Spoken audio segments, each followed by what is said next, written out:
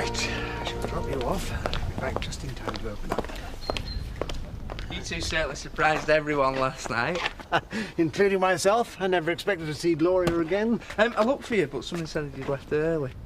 Eric and I had things to discuss. But that's all settled now, and Gloria's back for good. Oh, very smart. All this wedding talk, eh? Nothing much escapes you two. No, we just thought we'd pop round and congratulate you. Are you off somewhere to celebrate then? That comes later.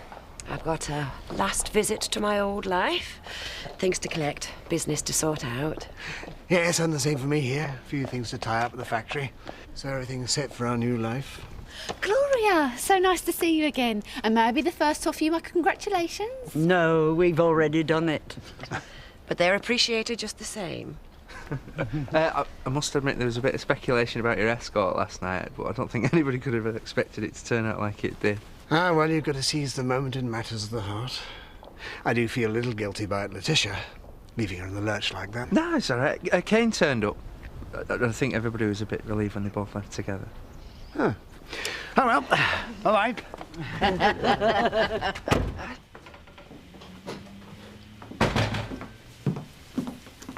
How's your mum? Don't ask. Oh dear. She was wandering around in the night. Was she ill? Said she was. Said it was a nervous stomach. She's very upset. That's putting it mildly. I started to see why they always name hurricanes after women. When I finally calmed her down, said she should stay in bed for a while till I have to go to school. That was very kind of you. Not really. Working's easier than listening to her. She'll be down soon. It's okay. I'll take over. You've done your shift. Thanks. Subjects to be avoided are love, marriage, happiness, and especially Bob. What did you say? Nothing. I better get ready for school. Donna said you were sick in the night.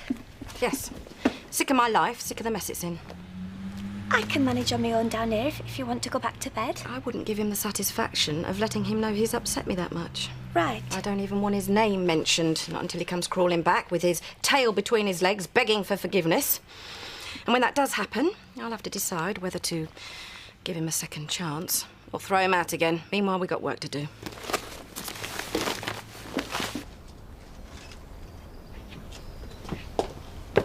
What are you doing? This garden's a mess. Maybe, but it's our mess, so you can keep your big nose out of it.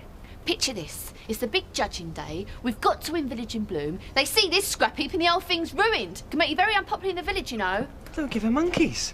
Gardens for people like Seth. I've got better things to do in my life, thank you. No, but I can help you, because I've sketched you out a rough plan. You'd be amazed at the transformation a little TLC and a few hardy annuals could bring. I don't think we're getting through to you, are we? We don't like gardening. We don't even care where Emmerdale finishes in this blooming competition. No, so before I tell you where you can stick your hardy annuals, why don't you go and bother somebody else, huh? No, but you don't understand. Every garden's got to be a work of art. No one can let the village down. I shall have to speak to my committee about this. You do that. I'll be back. There we go. That should keep us going till lunchtime.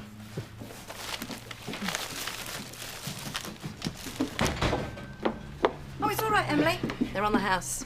Oh, don't have very much. Nice to be able to treat my son. What's up with you? You should have given me a shout. Tell me you're in the shop. Mum? You don't visit your mum enough. I only live down the road. You can come and see me whenever you like. We used to be so close when he was little. He used to come home from school, sit on my lap, bring me presents. I've still got the egg rack you made him with work. What you going to have to tell him that for, huh? She's been very upset. Yeah, well, we've heard about Bob. Donna's going out tonight.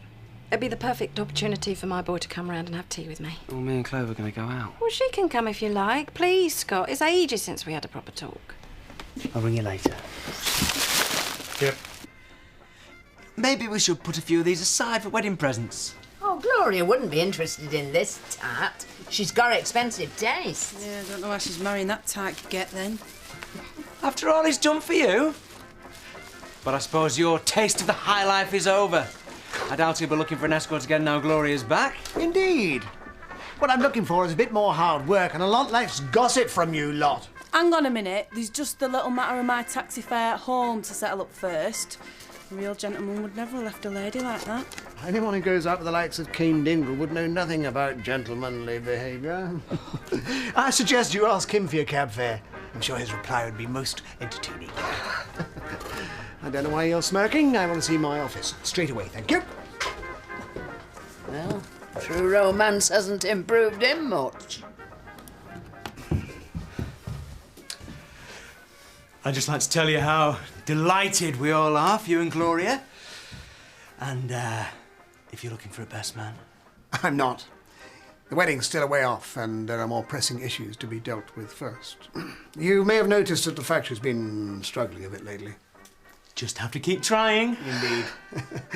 One has to be practical. Cut one's coat according to one's cloth. What exactly are you trying to say, Eric? Difficult times means difficult decisions. Sacrifices have to be made. Eric, we're painting bathing beauties here. We're not building a new Jerusalem. Exactly, which is why I'm going to have to let you go. What, you mean you're sacking me? I like you, Bob, but I had to put the good of the company first. You pathetic little toe rag. This has got nothing to do with economic downturns and all that rubbish, has it?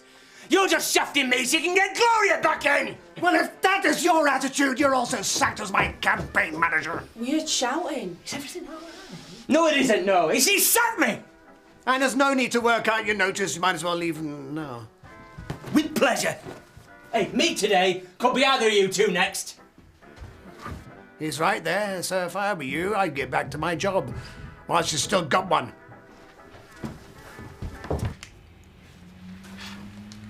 Would you say I'm a difficult woman, Emily? Of course not, Mrs. Hope. People could say some very cruel things. I don't gossip. I just take an interest and offer help and advice when I can. You've always been very kind to me. Thank you, Emily. I'm glad someone appreciates me. I only wish that Bob could see that I've only ever had his best interests at heart. Perhaps you should tell him that. I've tried. He won't listen. It's like the cafe. He only ever sees the negative side. He doesn't seem to realise that what I'm doing is planning a better future for us. I don't think he sees it like that. Well, maybe he will when he sees me making a success of it. Maybe he'll come through that door and say, I'm sorry, Viv. I was wrong. I can see now that you were doing it all for us. Maybe. If Diane Blackstock and Charity Dingle can run a successful business, then why can't I? Look after the shop for a while, Emily. Where are you going? I'm going to hurry those planners along. I'm going to show Bob. I'm going to show everyone what I can do. I promised Dad I'd try and get on with her. Easier said than done. I know, but she's making the effort too. Doubt that'll last long. Diane always takes Benice's side against me.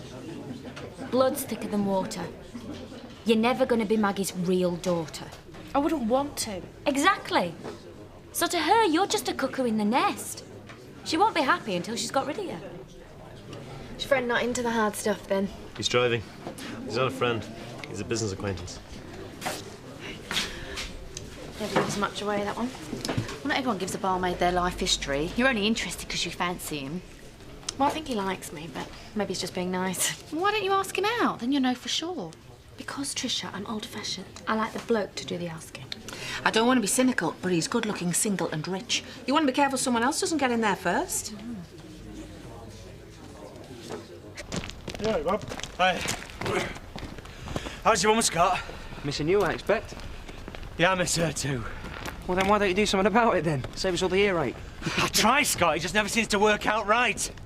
Oh, well, we'll go for a drink at the Woolly if you want. Fancy it? I'll maybe see you over there, yeah. Something I've got to do first. Right. Not working today, Bob? No, I needed a bit of air. Oh, you should get yourself a dog. Always a good excuse to get out and about. I don't need one, Edna. I'll have plenty of time on my hands. I've just been sacked. That is terrible. What are you going to do? I don't know, Edna. That depends on a lot of things. I'll see you later. Come. Are we going to take on an apprentice? They're more trouble than they're worth. Well, the lad I'm thinking of will work hard. I'll make sure of that. Oh, yeah? Anyone we know? Mark. Mark? I thought he was away for months. No, they had this tagging programme, and look, there's a chance of an early release. Especially if he's got a job to go to. Oh, so I'll have Angie nagging me about this as well, will I? It's blackmail then, family favours. He's on a mechanics course. Yeah, in the nick. He's an ex-con then. Just what we need. Oh, come on. You've made mistakes too. All he wants is a fresh start. Scott, Tony will be over shortly, all right? Great, I'll be over at the garage. No, it's all right, Len. You can eat your lunch in peace. I can manage on my own. Hey, see, think how much easier it'd be if I had an apprentice to look after the place while you're out. Maybe. I'll think about it.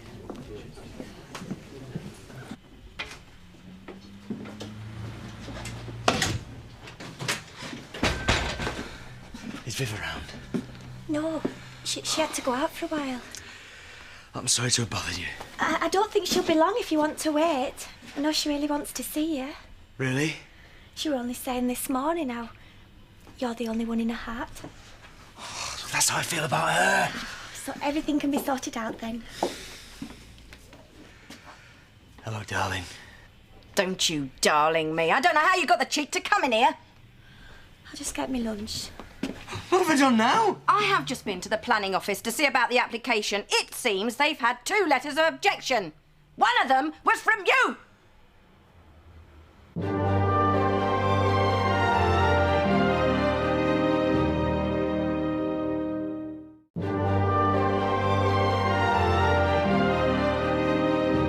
How could you go behind my back and do something like that? And you know who the other letter was from? Diane Blackstock. I expect you planned it all between you. It wasn't like that, Viv, honest. Well, I don't know whether I can believe anything you say anymore. I'm sorry about the letter. I got riled up. I shouldn't have done it. But I'm not here to talk about the past. I want to talk about the future. Our future. We haven't got a future. Well, we could have. If we admitted that we both made mistakes, that we want to put things right, start again.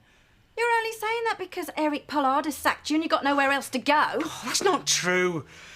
Yeah, I got really angry at first, so I went for a walk to calm myself down. And I started to think about my life. And I realised that you were the best thing that has happened in it. Well, I'm glad you finally noticed. But whatever our problems, I'm sure we can work them out. Well, that's easy.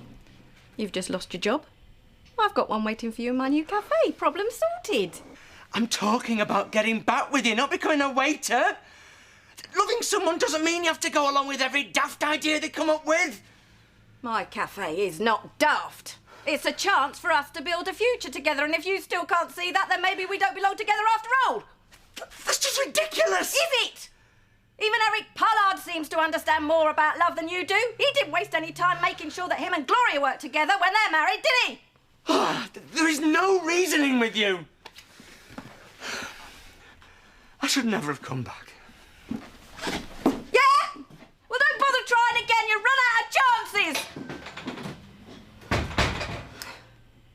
There you go. Cheers, mate. I'll give you a call when it's done, yeah? Big job, is it? Nothing I can't handle.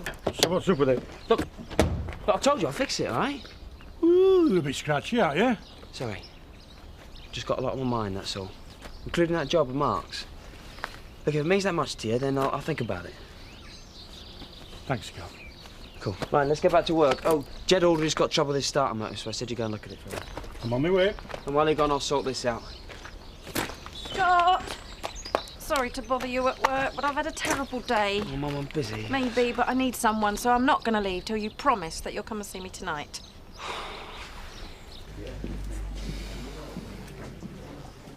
Things can't be that bad.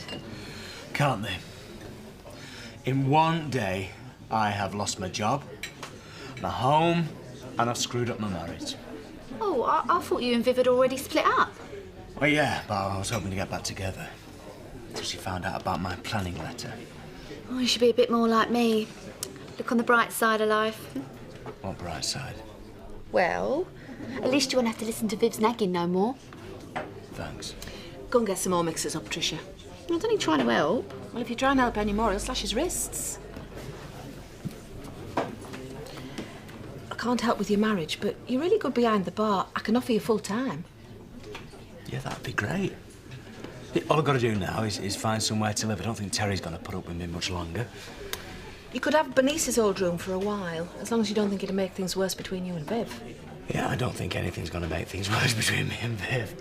Well, let's settle then. Nothing to lose. What do you say? Hey, best offer I've had all day, that. Thanks, Diane. Look, don't let me keep you, Mum. I'm sure you've got a lot to do in the shop. Don't worry, Emily can manage. Yeah, well, maybe, but I've got a lot of work to do. Yeah, I'm very proud of you, you know. Well, you've got a funny way of showing it sometimes. You've done really well, having your own business at your age. Especially when you think of where we came from. Your dad never did an honest day's work in his life. And when you had that little bit of trouble with the pension books, well, I was very worried that you'd turn out like him, but you put it all behind you now. Yes, it is nice to see you, Mum, but I really haven't got time to chat right now. You never do these days. We're grown apart. Oh, look, I'm just busy. I've got a lot of work to do it, and when we get home in the evenings, me and Chloe we like to go out and enjoy ourselves. Oh, I see. So it's more important to you to keep her happy than your own mother, is it? I'm sorry, Scott. It's just that I've been so upset about this business with Bob. I really need to talk to you. Well, I can talk to you this evening, huh? Oh, so you're coming then? I said I would. You promise? Promise. See you at 7. Is anyone serving here? Just coming, Betty. Oh, I'm glad you're home, Donna. I've had to run this place on my own all afternoon. Where's Mum? I don't know. I went out for lunch so her and Bob could have a bit of time on their own. When I came back, the place were locked up. Yes, well, Pollard gave him the sack this morning, so I expect they're going to have plenty to talk about. It's all right, Emily. I'll do the shop. There's no need. I'm here now. How's Bob? I don't want that name mentioned in here. I thought things might have changed when you had a chance to talk things through. The only thing that's changed is I've realised he's more selfish and ungrateful than I thought. And I suppose you're going to spread that all around the village? Me? Never. All sorted? Yep. And I saw Edna on the way back. Still trying to chat her up? Yeah, it's a hobby. No, she's more interested in your garden. Oh, not another one. You know, we had Tricia moaning about Village in Bloom this morning. We just can't escape them. Simple solution. If we're not there, then they can't nag. We ought to go out more. Oh, since when did you need an excuse? Never. So you want coming tonight? Yeah, I said we'd pop round Mum's first, though. What do you mean, wee pale face? Oh, she's upset, you know. Thought you might better cheer up. No chance. I had another problem, Mother's hearing about Maggie. You can pick me up on your way back. Thanks. Welcome to the happy couple. How are your wedding arrangements going? All in good time. Got a few things to sort out first. Well, I've certainly made a start. There's been an unexpected vacancy in your old position at the factory, if you're interested. Sounds an excellent idea. Unless you think seeing me day and night would be too much of a good thing. That is quite the opposite. I've missed you so much these last months, I just want to make up for lost time. Ain't love grand. Can I get you to a drink? G&T and whiskey, please. Right. I've been busy too. All your money back, plus interest. I don't want there to be any clouds on our horizon. Well, this calls for a change in order, I think. Louise, a bottle of your finest champagne, please. Right, I'm off out now, Mum. Like that? What's wrong with it? Skirt's too short. You're wearing too much makeup. Have you ever looked at yourself? Donna, you're still a child. Men might get the wrong idea and you need to be more mature to cope with that. Like you. You're just in a mood about Bob, so you're taking it out on me. That's not true. Well, I don't need lessons from you about how to cope with men, life or anything. I can't make more of a mess of it than you have. Donna, it's not been easy since your dad died, you know. And everything I've done has been for my kids. Do you really expect me to believe that? All right. I thought I could be happy with Bob. I'm not ashamed to admit that. I also thought he'd be a good father, and the cafe was to provide a better future for all of us. Yeah, we're going to have to think it through again because it's all turned sour. Can I go now? I think you better had. At least Scott might understand what I'm going through. Good luck. And put the close sign up as you go. Champagne for the happy couple? Hey! Oh, what's going on? I reckon Gloria are celebrating their forthcoming marriage. Diane, could you give us some more glasses, please? We'd like everyone to share in our happiness. Bob? Don't even think about it. After my wedding, I think I'll sit this one out too. Ignore them, Eric. They're just jealous. I thought it was a very generous gesture. There we go. All the more for you two. Thank you very much indeed. To love, marriage, and a wonderful future. You mean the future mayor and mayoress of Houghton?